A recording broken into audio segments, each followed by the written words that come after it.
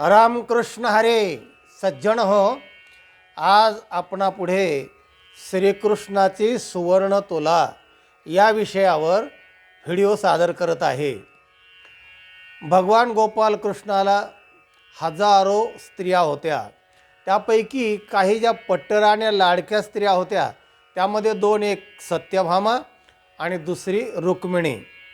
आता ही सत्यभामा जी होती ना, ही स्वरूपाभिमानी, संपत्तीविषयी तिला फार गर्व, अशा प्रकारची आणि हट्टी फार असायची. आणि त्याच्या विरुद्ध रुक्मिणी ती सुंदर होती पण निगर्वी, सरळ स्वभावाची होती. तेव्हा एकदा असा प्रसंग झाला की नारद महर्षी त्या सत्यभामेकडे आले.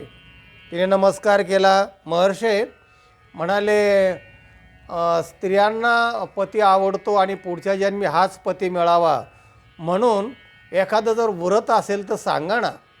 तेव्हा नारद महर्षी म्हणाले, आहे ना, सगळ्या गोष्टीवर व्रत असतात आणि ते केलं की पुढच्या जन्मी ती वस्तू मिळते. हो का? म्हणाले, मग मला हाच पती पुढच्या जन्मी मिळाला पाहिजे म्हणून काय करता येईल? नारद महर्षी म्हणाले, पुण्य करायचं.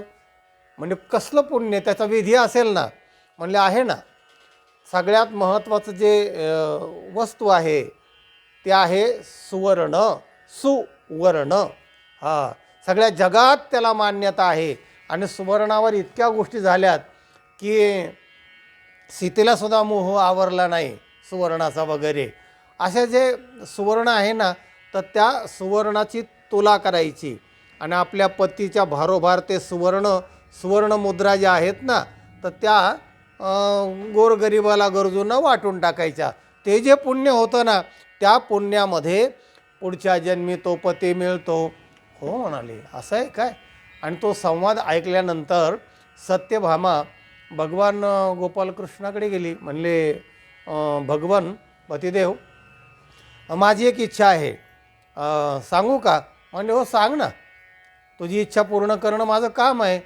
म्हणाले, पुढच्या जन्मी तुम्ही मला पाहिजे आहेत आणि म्हणून नारदाने एक व्रत करायला सांगितलेलं आहे, पुण्यकर्म करायला सांगितलेलं आहे, तर ते करायला आपली परवानगी असेलच. म्हणले, असेलच म्हणजे आहेच ना म्हणाले. आणि नाही म्हणलं तरी तू हट्टी आहेस, तू करणारच आहेस, त्यापेक्षा अनुमती आहे माझी, काय करायचं आहे? काय नाही म्हणाले. त्यांनी सांगितलं की तुमच्या भारोभार सुवर्ण मुद्रा तुला करायची आणि ते तराजूमध्ये मोजून मग गोरगरिबांना, गरजू लोकांना द्यायचं, ते पुण्य करायचं, ते असं सांगितलं त्यांनी. म्हणले, हो का? हरकत नाही म्हणाले.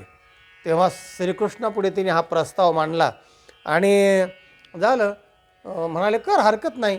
नाही नाही, कर म्हणजे काय की त्याच्यामुळे म्हणाले लोकही आनंदित होतील आणि दानधर्म होईल, लोक प्रशंसा करतील, आपली कीर्तीही वाढेल, याच्यात बऱ्याच गोष्टी चांगल्या चांगल्या होतील म्हणाले. हो म्हणाले, कर. झालं. मग काय, गावामध्ये दौंडी पिटवली. सगळीकडे भगवान गोपाल कृष्णाची सुवर्ण तुला करण्यात येणार आहे आणि त्या सुवर्ण तुलेमध्ये ज्या सुवर्ण मुद्रा आहेत त्या गरजू लोकांना दिल्या जाणार आहेत असं जाहीर केलं. नारदाची उपस्थिती, म्हणाले नारदालाही पूर्ण निमंत्रण देऊन ठेवलं आणि दिवस ठरला आणि सुवर्ण तुला करायची ठरले. मग काय लोकांची गर्दी हो! सुवर्ण आणि फुकट मिळणार आणि भगवान गोपालकृष्णाचा समारंभ, एक तर प्रेम आणि पुन्हा काहीतरी त्याच्यामध्ये आपल्याला मिळणार आहे. मग काय अलोट गर्दी झाली. स्त्रियांची काय, पुरुषांची काय, सगळी गर्दीच गर्दी. झालं. भगवान गोपालकृष्ण त्या एका पात्रामध्ये बसले सुवर्ण तुलीच्या आणि दुसऱ्या तुलेमध्ये त्या सुवर्णमुद्रा टाकायला सुरुवात केली. सुवर्णमुद्रा टाकता टाकता टाकता टाकता इतक्या झाल्या की सुवर्णमुद्रा संपून गेल्या, काही सुवर्णमुद्रा राहिल्या नाहीत. तरी पण ते पात्र काय खाली येईना. अरे बापरे! मग सत्यभामा थोडी चकित झाली की आता काय करायचं. तिला वाटलं काहीतरी आपलं चुकतंय. तिला अपमानास्पद वाटलं की एवढं सुवर्णमुद्रा टाकल्या सगळ्या आहेत तरी असं का होतं आहे, आपला हा प्रयोग फसतो का काय कार्यक्रम. तिथे रुक्मिणी पण होतीच. ती पाहिली आणि मनात थोडी हसायला लागली. हिला हिची जिरली चांगली, बरं झालं. तर मग तिने तिच्याकडं पाहिलं आणि तिने तिच्याकडं पाहिलं. चला, काही का असाना आपण हिच्या संकटातून पार करू म्हणून रुक्मिणीने एक तुळशी पत्र आणलं आणि ते तुळशीचं पान त्या सुवर्णमुद्रेवर ठेवलं. सुवर्णमुद्रेवर ठेवल्यानंतर ते एकदम पात्र खाली आलं आणि सगळ्यांनी टाळ्या वाजवला, जय जयकार केला आणि झाला कार्यक्रम पूर्ण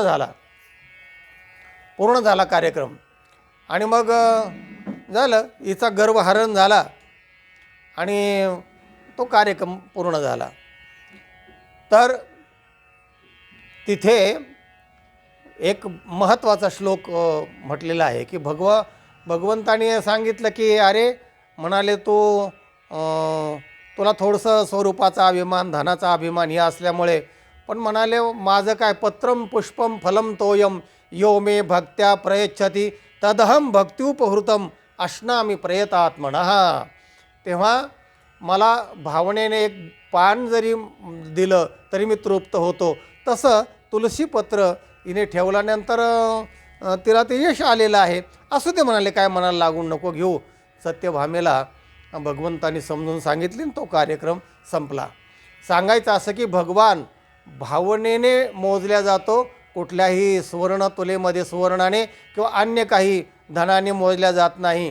तो पाहतो, तो फक्त भाव पाहतो आणि देव भावाचा भुकेला आहे. या संदर्भामध्ये एक श्लोक आहे का, फार महत्त्वाचा श्लोक आहे.